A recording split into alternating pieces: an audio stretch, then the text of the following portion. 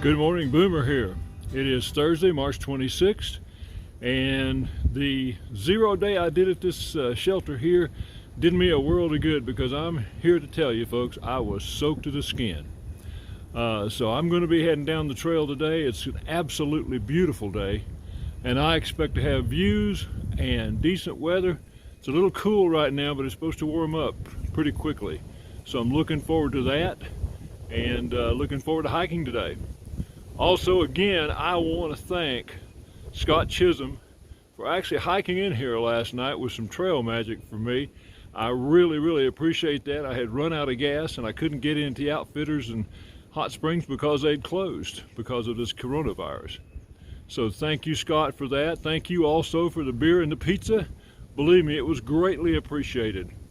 And also a special thanks to my son, Randy Jr., who actually called Scott and put him up to it. So thank both of you. It was the nicest surprise I could have gotten last night. So thank you very much, and I'll see you down the trail. Folks, you may notice something different about Boomer. Check it out, t-shirt. I started out this morning and it was cold, but it warmed up fast with this sun. It's just absolutely beautiful today. And I was able to shed the layers down to this t-shirt, and man, am I more comfortable than I was before. It's just great to do that. So just wanted to let you know we finally got some decent weather, and I think it's going to hang around for a couple of days, and I, for one, am thrilled. So anyway, just want to stop and share that with you, and I'm going to keep moving. Oh, and I almost forgot. I think by around lunchtime, I'm going to convert these convertible pants into shorts, and I'm really going to be comfortable then. I do it now, but it's hard to get them off over the boots. So I'm going to take a little time when I'm eating lunch and have a chance to get those off, and then I should feel great the rest of the day. All right, I'm atop Big Fire Skull Knob, and I'll show you what I'm seeing. Quite the panorama.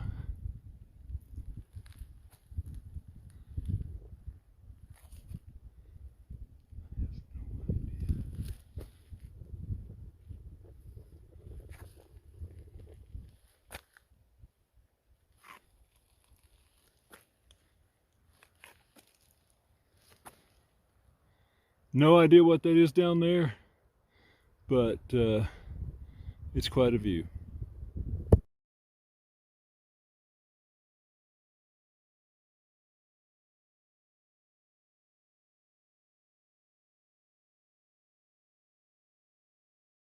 By the way, what I'm on now is called an exposed ridge trail. As you can see, it's pretty much drop off on either side. And I'm not going to get any closer than that. But anyway, you walk along this little trail with some vegetation near you, but you get incredible views. If you're afraid of heights, this might not be a good place for you.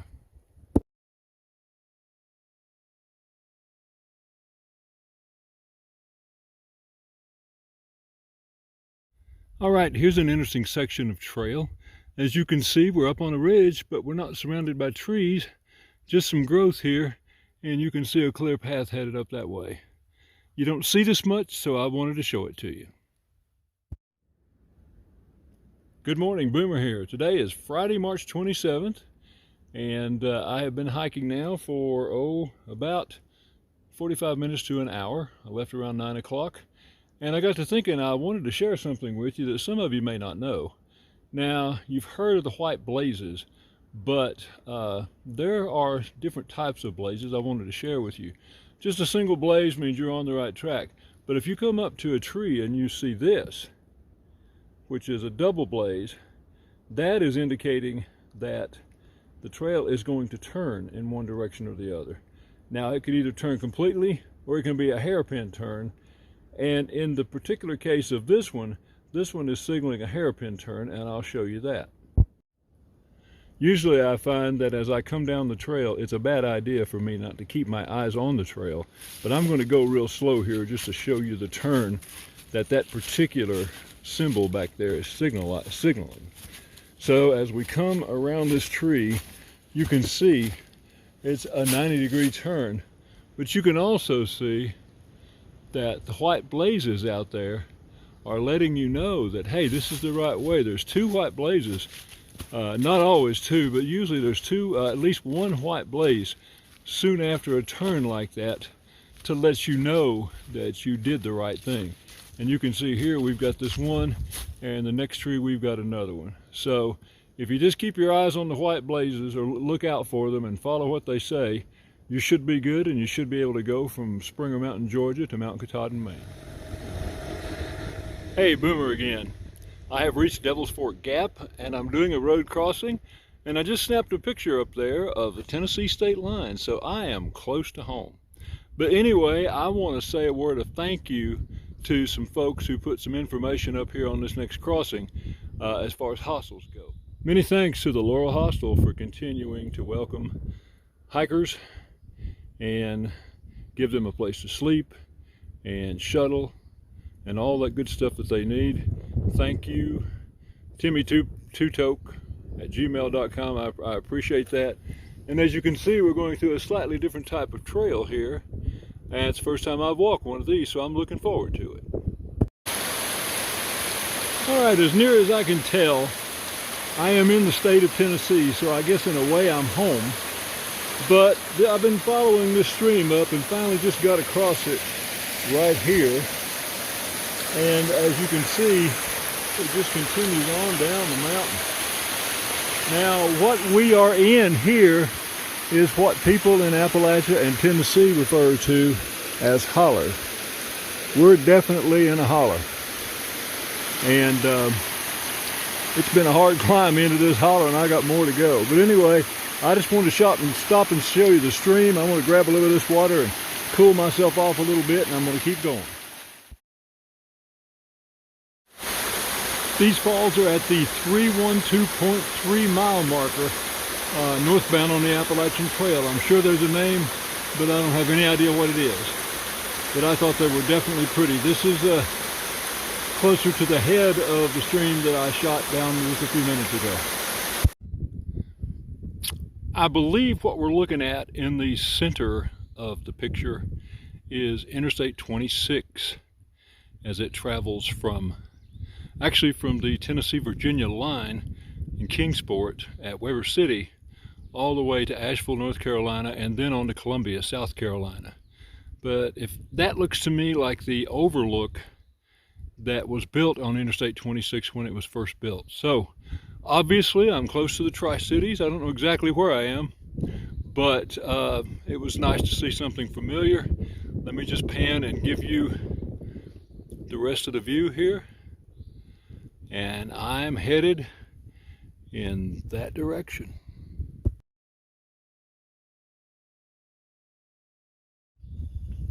Good morning, everybody.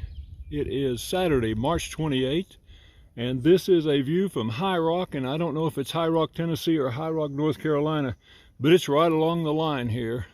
And I'm going to move in just a second and get another angle for you, but it's awfully pretty. One more shot from High Rock. That's over my shoulder there. You can see in the background. It's an absolutely beautiful day. Gorgeous. Weather's just perfect. Looking forward to hiking today. And when I find something else interesting, I will get back to you. This windy little road that you're looking at used to be US 23, which was the only way to get from Tri-Cities, Tennessee to Asheville, North Carolina. And I mean to tell you, it was switchback after switchback to get here to Sam's Gap. Now, Sam's Gap is basically located right up there. And hello. Hello. If you're looking for the trash can, they've moved it. Yeah. Damn them for doing that. Now to get to Asheville from the Tri-Cities, you simply get on Interstate 26 when you see the bridge there. I'm going to put the camera away and follow the white blazes back into the woods and make my way down toward Erwin.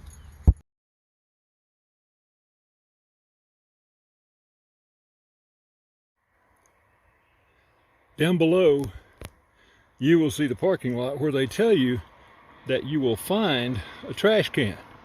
I see a spot toward the right there, the trees blocking it, where a trash can could have been, but apparently for some reason they've decided to take it away.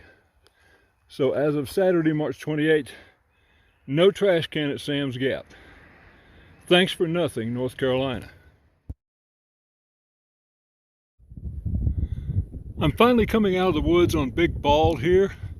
As soon as I get to the top, I will try to duplicate the pictures I took yesterday from the other side of the valley of this area. Believe it or not, I resisted the urge to look behind me as I was climbing up to Big Bald, because I want to experience this for the first time from the top, and that's where I am. So I'm going to turn around and I'm going to not let the wind blow me over, but I'm going to lift the camera and show you what I'm seeing. Holy moly. I'm going to do a 360 because nothing else does this justice except being here. And folks, this was a long, hard-fought climb. It really was getting up here. And that looks like the trail going that way, so it's going to be an even longer climb back towards North Carolina, all those mountains. I can't believe it. I lived in this area all my life, and I have never seen it. Never seen it. Not like this. It's incredible.